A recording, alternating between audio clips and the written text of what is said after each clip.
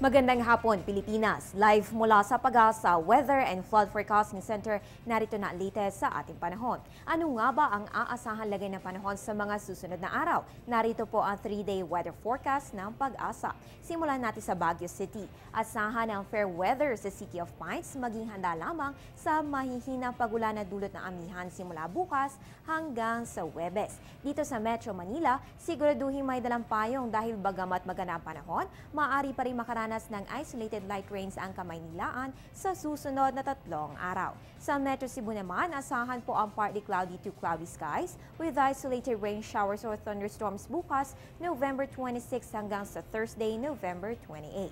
Punta naman tayo sa Metro Davao. Asahan po ang bahagya hanggang sa maulap na kalangitan na may pulupulong pagulan o pagkidlat pagkulog sa susunod na 3 araw. At sa Zamboanga City, magdala po ng payong bilang panangga sa init ng araw at possible thunderstorms for the next 3 days. At yan ang weather forecast ng Pag-asa. Magbabalik kami makalipas ng isang paalala.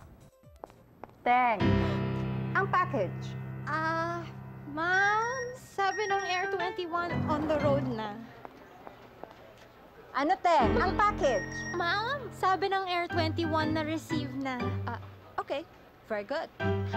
Basta padala, sagot ka ng Air 21. May real-time delivery updates via text para worry-free ka. Teng, ang package, napadala mo na? Yes, ma'am, sa Air 21. Sa Air 21, sagot ko, padala mo! Mahigit 2 linggo na matapos ang pananalasa ni Bagyong Yolanda sa ating bansa at magpasa hanggang ngayon ay kailangan pa rin ng tulong sa pagbangon ang ating mga kababayan sinalanta na naturang bagyo. Kung kayo'y may oras na maibibigay sa pagtulong, tara't panoorin natin paano kayo makakasali sa DSWD Relief Drive sa Cargo House ng Air 21. Noong 8 ng Nobyembre, lubhang naapektuhan ng Bagyong Yolanda ang ating mga kababayan sa Eastern Samar, Leyte, Cebu, Iloilo at Palawan. Dahil dito, higit sa 2 milyong pamilya ang naapektuhan. At pwede silang abutan ng tulong sa pamamagitan ng pagiging DSWD volunteer. Tawagan ang DSWD hotline sa numerong 459-2131 at ibigay ang iyong pangalan, edad at lokasyon. Kung 10 o higit pa ang mga miyembro ng grupo nyo na nais mag-volunteer, magbigay ng schedule ng pagboboluntaryo. Dalhin ang ID sa DSWD site, hanapin ang registration area, magpalista at humingi ng volunteer's ID.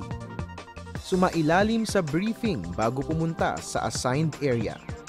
May mga maaatasang magbalot ng bigas.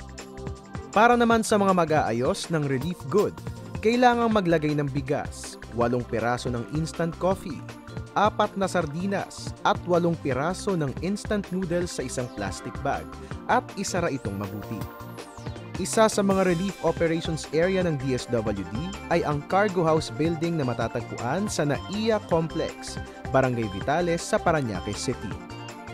Upang makarating dito, sumakay ng MIA bus sa Pasay Rotonda, EDSA Corner Taft Avenue, baybayin ang daan patungo sa NAIA Terminal 2, bumaba sa checkpoint nito at hanapin ang pink building sa inyong kanan.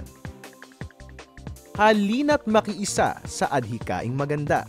Sa ating bayanihan, tiyak marami ang matutulungan. Alamin kung uulan sa inyong lugar sa pamamagitan ng Panahon TV Facebook at Twitter accounts. Antabayanan rin ng aking susunod na update mamayang 4:30 ng hapon. Ang update na ito ay hatid sa inyo ng Panahon TV Express kung saan walang pinipiling panahon na ang pagbibigay impormasyon. Sama-sama sa pagbangon mga kababayan, ako po ang inyong weather girl April Enerio. Magandang hapon.